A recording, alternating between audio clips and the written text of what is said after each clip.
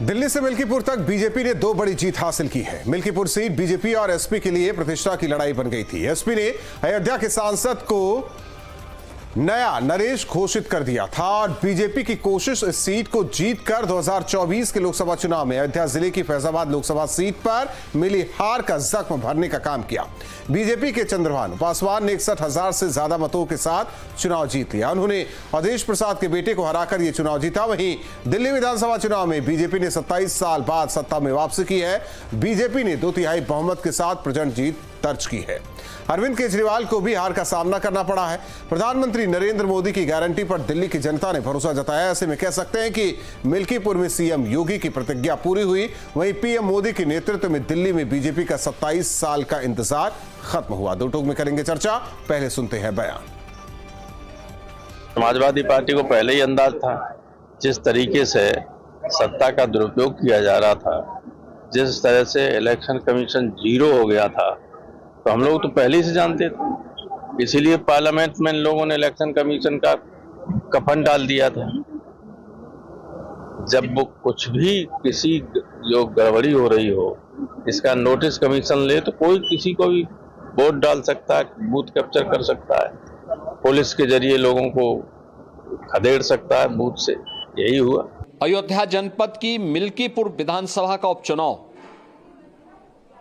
इस समाजवादी पार्टी के परिवारवाद और झूठ की राजनीति को पूर्ण विराम देते हुए डबल इंजन सरकार के सेवा, सुरक्षा और सुशासन के मॉडल को अंगीकार किया है। जनता जनार्दन ने बहुत स्पष्ट किया है कि भले ही अपने राजनीतिक स्वार्थ के लिए समाजवादी पार्टी कितना भी झूठ का सहारा क्यों न ले ले,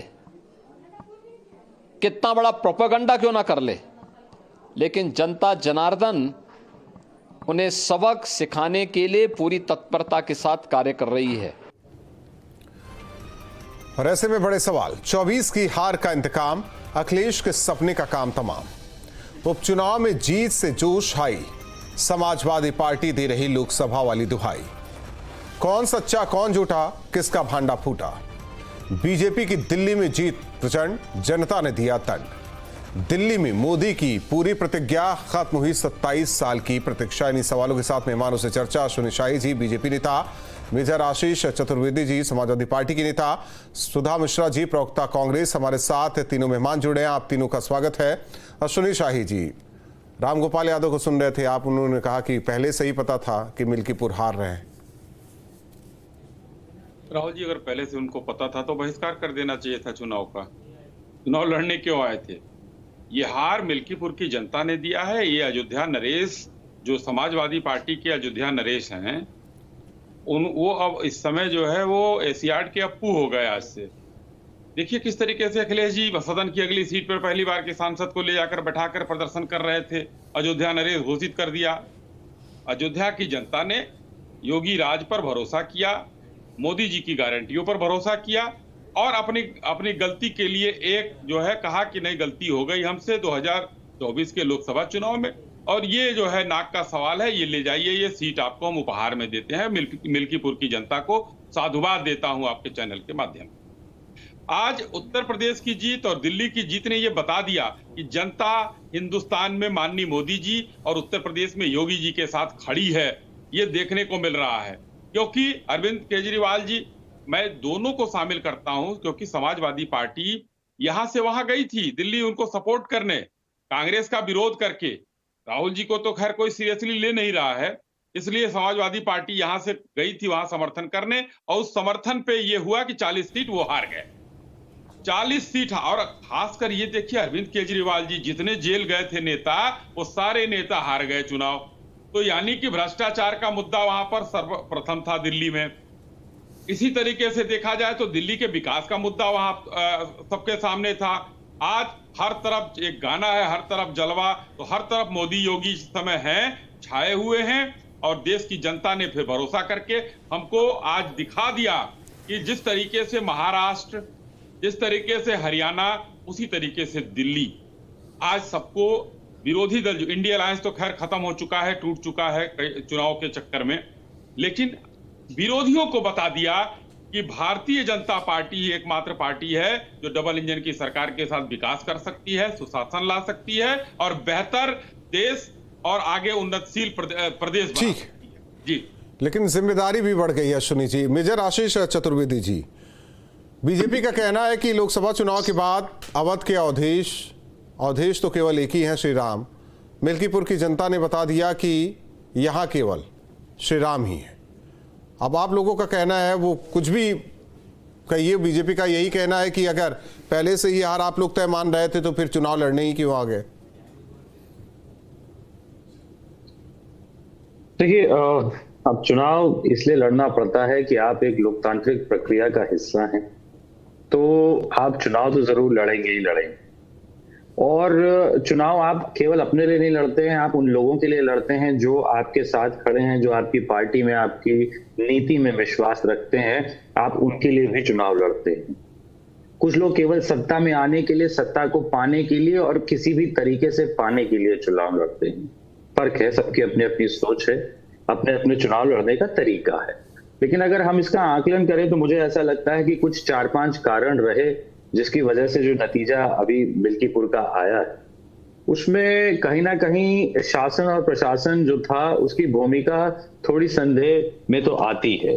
कई वाकये ऐसे हैं, लेकिन मैं मानता हूं उनसे बहुत ज्यादा 5-10 हजार का वोट का असर पड़ेगा। पूरा चुनाव उसकी वजह से प्रभावित नहीं है, उसके अन्य कारण भी हैं। जो मुझे ऐसा लगता है कि अखिलेश जी अगर ज्यादा गए होते वहां तो मजबूती ज्यादा मिलती। उनका मेरे ख्याल एक ही दौरा हो पाया, जबकि योगी आदित्यनाथ मेरे ख्याल 7-8 बार वहां गए। तो कहीं ना कहीं इन चीजों का प्रभाव जनता पे, मतदाता पे, पार्टी के कार्यकर्ता पे, प्रशासन पे, पुलिस पे, वो कुछ ना कुछ असर उसका रहता है। दूसरी बात मुझे जो एक और लगती है वो ये है कि कहीं ना कहीं अवधेश जी और उनके परिवार का राम मंदिर न जाना और भारतीय जनता पार्टी का उस मुद्दे को पब्लिक के बीच में अपने राजनीतिक फायदे के लिए उन्होंने उस चीज को बहुत बेहतर तरीके से भुनाया, तो उसका भी जो कहीं ना कहीं फायदा भारतीय जनता पार्टी को मिला। तो मुझे लगता है अगर वो मंदिर पहले से जा रहे होते तो कहीं ना कहीं जो भारतीय जनता पार्टी एक नैरेटिव बनाना चाह रही थी या चाह रही है, सफल भी रही, वो सफलता उसको उस पे नहीं मिलती। फिर चुनाव जो है केवल विकास के जो मुद्दे हैं, जो कार्य हैं, उन पे होता। लेकिन अब ऐसा है नहीं, कुछ हर आदमी अपने लिए स्वतंत्र है, कह सकता है, लेकिन मूलतः कारण जो मुझे स्पष्ट दिखते हैं वो ये ही है। और कहीं ना कहीं कुछ लोगों का ऐसा भी मानना है कि अगर अवधेश जी के बेटे के बजाय किसी और को टिकट दिया गया होता तो हम एक बेहतर स्थिति में भी हो सकते हैं। यानी कि जो परिवारवाद का मुद्दा भी उठाया गया वो कहीं ना कहीं फिट बैठा है। मिल्कीपुर की जनता ने उसे भी स्वीकारा है, इसीलिए बीजेपी के पक्ष में वोट किया। आपने बहुत साफगोई से अपनी बातें रखी मेजर जी, लेकिन सुधा मिश्रा जी, आपकी पार्टी आत्ममंथन, आत्मचिंतन क्या क्या करेगी? सवाल दिल्ली को लेकर है।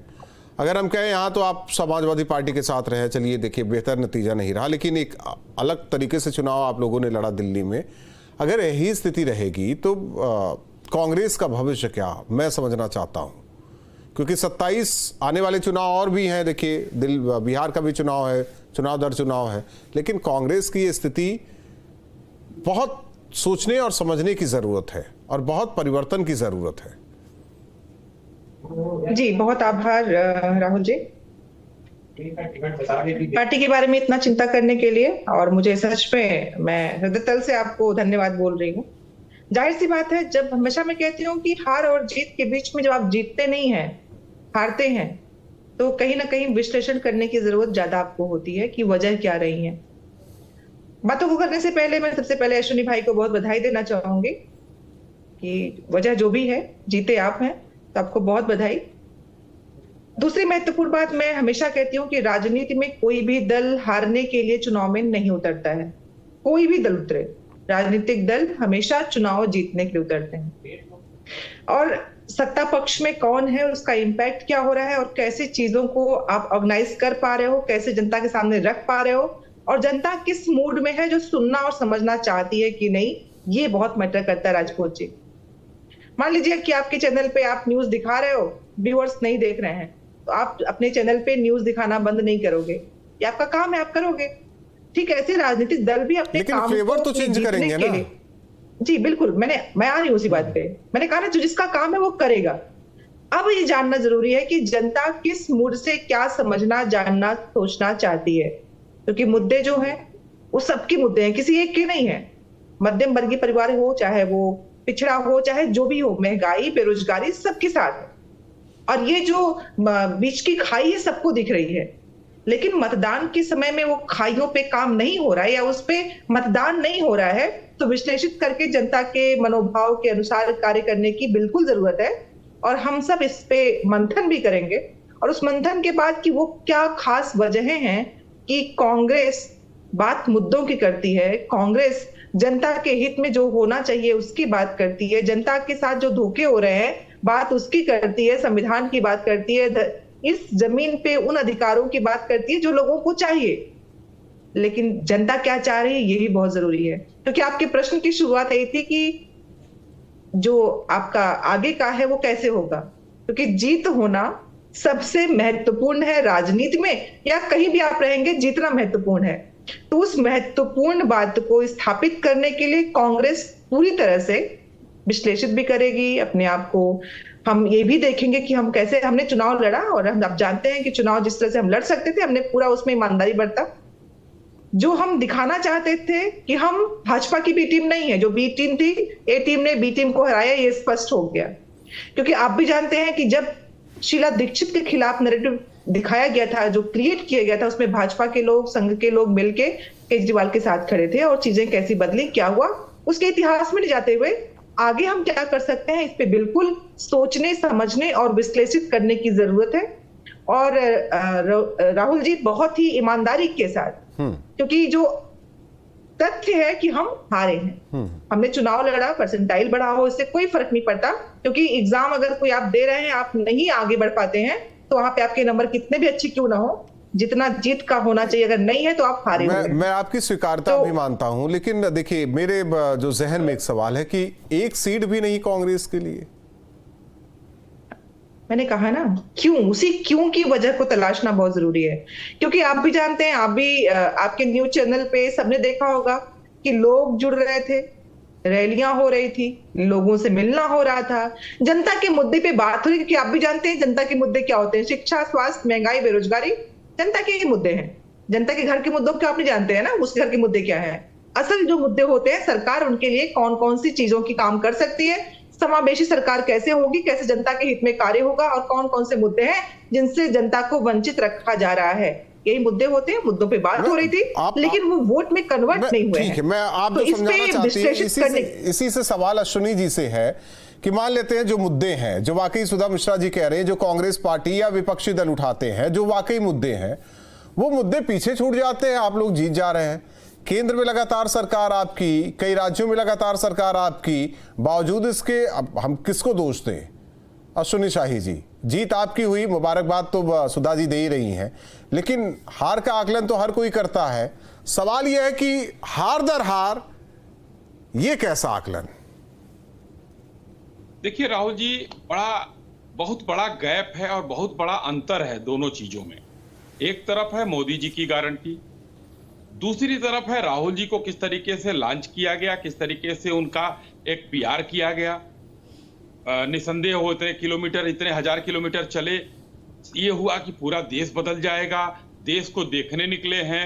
राहुल गांधी जी की जो टीम थी वो बहुत कुछ कहती रही और पीआर करती रही, मगर उसी में कुछ आ गया, जैसे 8-8.5 हजार रुपए खटाखट 5 तारीख से जो है कांग्रेस कार्यालय पर भीड़ लगनी शुरू हो गई।